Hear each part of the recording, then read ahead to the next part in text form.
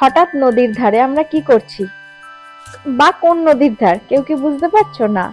এটা হচ্ছে ইছামতি নদীর ধারে আমরা রয়েছি। ইছামতি নদীর ধারে মানে এটা হচ্ছে পশ্চিমবঙ্গের একটা ছোট্ট, উত্তর চব্বিশ পরগনা জেলার একটা ছোট্ট শহর টাকি।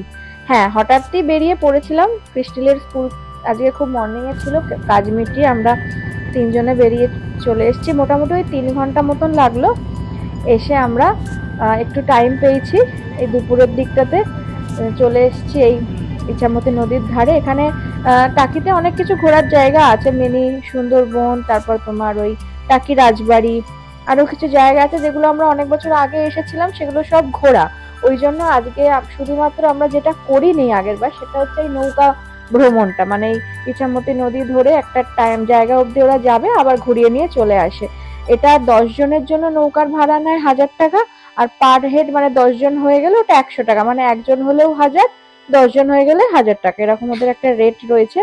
আমরা ওখানে চলে গেলাম। এটা যেতে যেতে ওরা একটা মোহনা অব্দি যাচ্ছে, যেখানটা মোহনা মানে হচ্ছে যেখানে 3টে নদী এসে মিশছে, ইছামতি, বিদ্যাধরী আর কালিন্দী।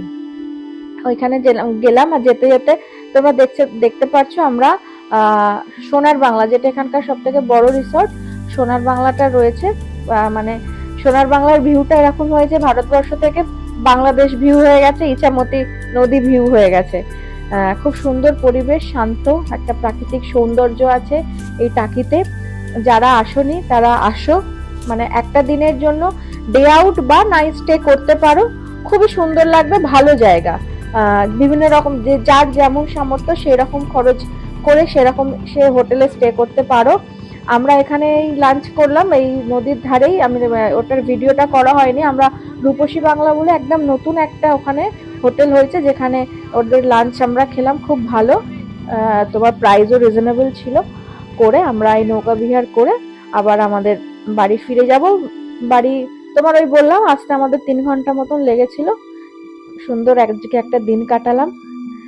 তোমরা আমাদের সাথে থাকো, আমাদের চ্যানেল আওয়ার স্টোরি উইথ ওয়ার্ল্ডউইন এর সাথে থাকো, দেখতে থাকো, লাইক করো, শেয়ার করো। আর বিভিন্ন রকম এরকম টুকটাক আমাদের দৈনন্দিন জীবনের অভিজ্ঞতা শেয়ার করছি, প্লাস আমাদের ওয়ার্ল্ডউইনের স্টুডেন্টদের বিভিন্ন অভিজ্ঞতা বা স্টুডেন্টদের জন্য কিছু কিছু যখন ইনফরমেশন আমি এই চ্যানেলে দিতে থাকি, দিতে থাকবো। Thank you, by.